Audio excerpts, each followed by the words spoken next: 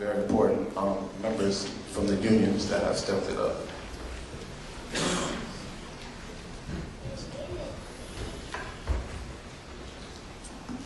Greetings, solidarity, brothers and sisters, friends and comrades. First of all, I want to make the record straight, because I'm here today not speaking for ILW Local 10, but I'm speaking as a rank and filer, as an activist, as a father, as someone who was born and raised on the streets of Oakland, California, attended Oakland public schools, grandfather. I want to first of all just acknowledge the courage, the will, and the strength of the family of Brother Alan Blueford, Sister Geraldine, Brother Adam. We live in a time when the powers that be would like to see us cower down and be quiet after incidents like this take place. And I'm reminded when I saw Huey Newton's photograph on that montage, because I was a member of the Panthers. When something like this, the spirit of the people is greater than the man's technology.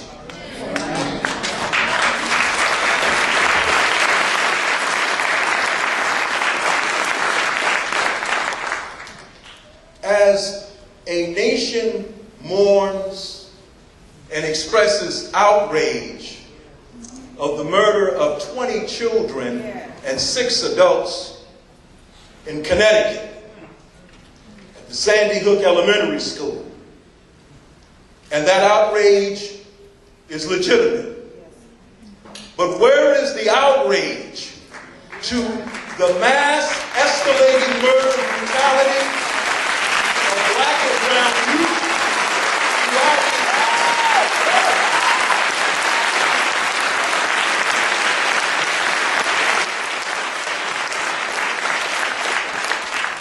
I'm going to address that very quickly. The sister who spoke earlier talked about institutional racism. Let's call it for what it is. White supremacy and capitalism. That's why we are not having the national outrage to the murder, racial profiling, brutality of our young people. Where has President Obama been after the murder of Alan Blueford, Oscar Grant, Trayvon Martin? Let's wake up. Just a few months ago, there was a very important study done by the Malcolm X Grassroots Society. We need to have our own think tanks. That's an example. They had determined that in the first few months of the year, a black person was killed every 36 hours. Where was the national outrage? The best Obama could do was to say that if he had a son, he would look like Trayvon. That's BS.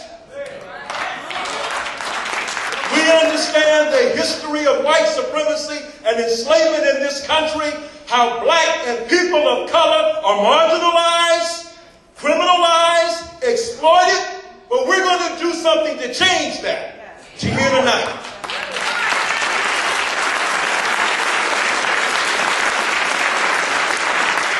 Let me first of all say that labor has a responsibility, because labor is the most organized sector of the working class, and we have power. I'm reminded by what happened to our own dock workers and maritime workers in 1934 when we had a maritime strike in San Francisco.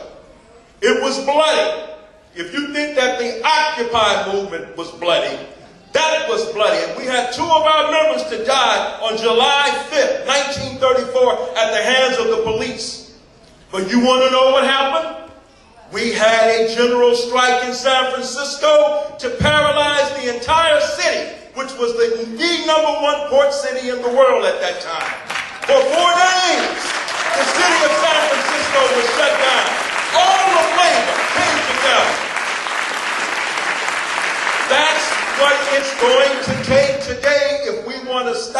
this escalated. This is a violation of our human rights.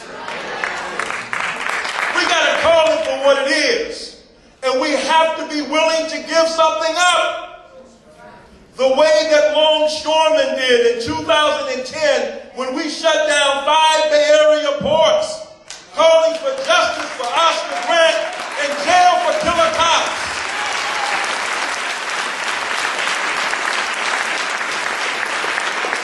I'm going to wrap it up. I got an hour speech and only 5 minutes to get it. But let me just say this. Solidarity is not an empty slogan. Solidarity means making some kind of sacrifice. The kind of sacrifice that longshoremen in my local in 1984 who refused to unload cargo for South Africa for 11 days, raising the level of resistance. Shutting down all 29 ports in 1999, calling for a new trial for Mumia Abu-Jamal.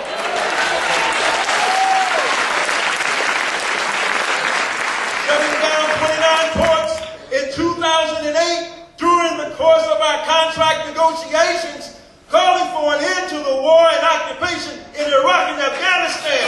If you do not take some kind of action that will hit corporate America, hit retailers in the pocketbook, they don't pay attention to us. We have power, but we have to use it strategically. We can take the lessons of the past and use them today. If we want this issue to be put on the front burner, it's our obligation to make it happen. We all know what we got to do. We remember the civil rights movement. We remember the anti-war movement. We can do it again. The abolitionists should be our role models. If we can end slavery, we can end this murder and mayhem and brutality, racial profiling against our own people. These are our children. And in concluding my remarks, I would like for you to join me in chanting a slogan that has long been associated with my union. It was initiated by the Wobblies, IWW, during the 1920s. It goes like this. An injury to one is an injury to all. Let's say it 3 times. An injury to one is an injury to all. An injury to one is an injury to all. An injury to one is an injury to all. Justice for Alan Blueford. Justice for all oppressed people. Thank you so much.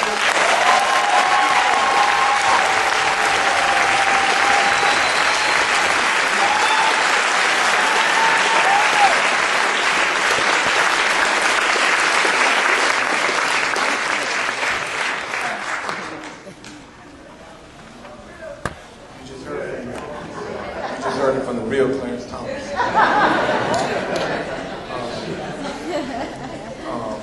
I'd like to introduce my union, SEIU 1021, and the people standing behind me. Like, I can go to them for anything on social justice, and they support me. And that's kind of rare for a union to do that, especially when we're dealing with a beast like the police department.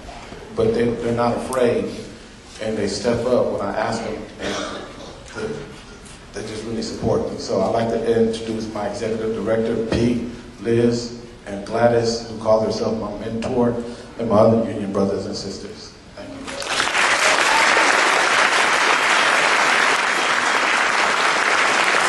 No justice?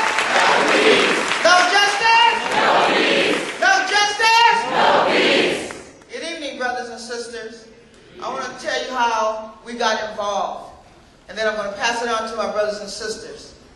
And I want to let you know that every day I keep a poster on my locker in my job because I work under the system with the police department.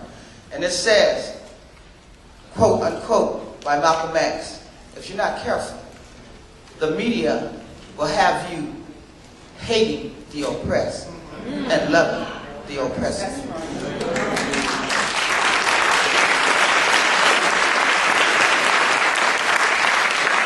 When you work under a system like that, you have to keep focused. I I was in a restaurant and saw Jack Bryson and made him move off the table that I wanted. And then I said, brother, don't I know you from somewhere? Not knowing the tie, how he connected with Oscar Grant. He said, oh yeah, I'm Jack Bryson with Oscar Grant. I said, oh, hell to the no. I apologized for kicking you off the table. Got into a conversation, found out that he was SEIU 10-1.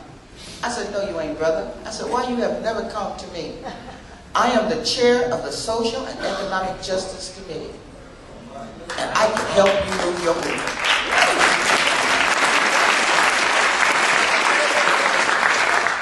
Jack and I got together, and I took the matter to my union, to my local board, and here we stand today, moving resolutions, moving power, standing together in solidarity. Thank you, Jack, for all the things you've done. Thank you for stepping up with your family. So many want to step back because they don't want to be in the media, but you have to stand up. Brother said, we have to stand against the wars and the system, and the only way you can do it is stand together in solidarity. If you look to your left with your neighbor, you look to your right, you're going to find a union member. You need to knock on that door and find out if that person's a union member if you're not a union member. And if you are a union member, then you need to go to your board and say, it's time for social and economic justice. Let's get moving.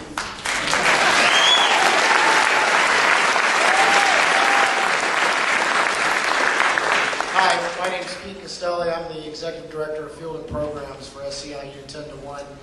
And, you know, as a parent, after something like this has happened, I can't even imagine. But I do know that before, on the morning, about 5 in the morning, before SEIU 10-1 and many brothers and sisters from other unions, from Occupy, from the Blueford Coalition, were there to go with us and help shut down that harbor for justice for our workers and protest at the airport. The first person I saw in our union hall was Mr. Blueford, and he was loading water into the van. And he was putting picket signs in the van.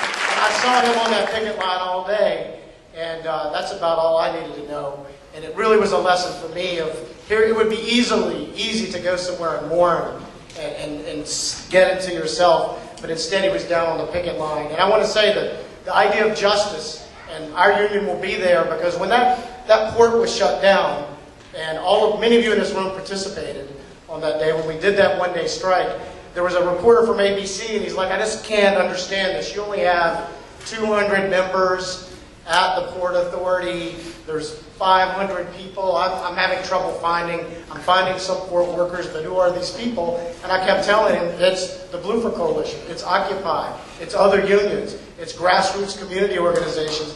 He just couldn't understand it. He couldn't wrap his head around it. But how? And I said, we got to run the picket line. I can't explain it to you. But anyway, it was a real lesson to me, and I want to say thank you for having us here, and we got your back.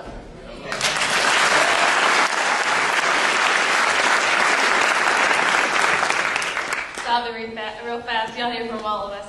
But my name is Elizabeth Alexander. I'm the Vice President of Politics for SEIU Local 1021. And I want to introduce, so that they won't speak, to my really good friends, Melinda Calvin and Jeffrey Heyman, who work as civilians in OPG. And they're here with us tonight.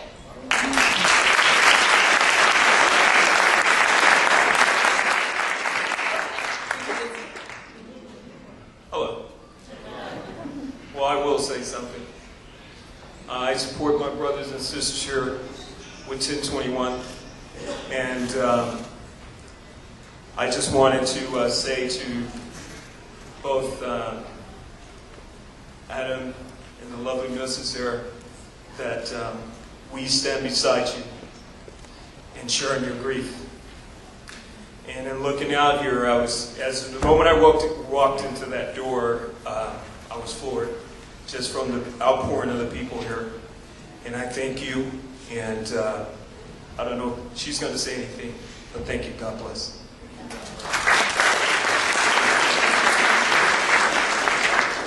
Hi, my name's Melinda Calvin. I've been with the Oakland Police Department for about 21 years now. I feel your pain, Mr. and Mrs. Blueford. Let me give you a little background on myself. I have an experience with you, Pat. but I have a pain that I live each and every day that I'm in that department. I've written about the discrimination since 1995, to the White House, to each and every chief that has come through that door. I was in Internal Affairs today, blast them over their policies and procedures and the things that they do. They have tried voluntarily in February. They've lied in my personnel files. They've done things that no other person would even imagine a police department would do. What I'll tell you is that I was heartbroken that I engaged in an organization that would even do something like that. But to stand there and allow it to happen and not chastise them or to hold them accountable would make me just as equally responsible.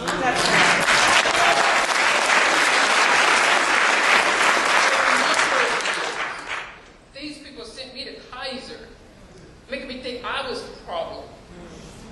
I wasn't the problem. They were. The only problem I was not going with them. They got a letter from me, F conformity. And it came only after I had to find out who I was. I went back to school. I live in the Sacramento area, but I was born and raised in this city. I was educated in the public schools here, so I know what they're all about. I know what they give us and what they expect of us, which is very little. We have to demand what we want. I majored in politics, political science major with honors. I drove back and forth to Sacramento State. I'm going to graduate in May from Gonzaga University for Organizational Leadership because what's wrong with this city is it's broken. Yeah. There's too many people that are self-serving looking for their own place here. And when they come together, they'll realize what you're trying to do, and then they'll all be right here with you. Yeah. And until that day comes, we're right here with you.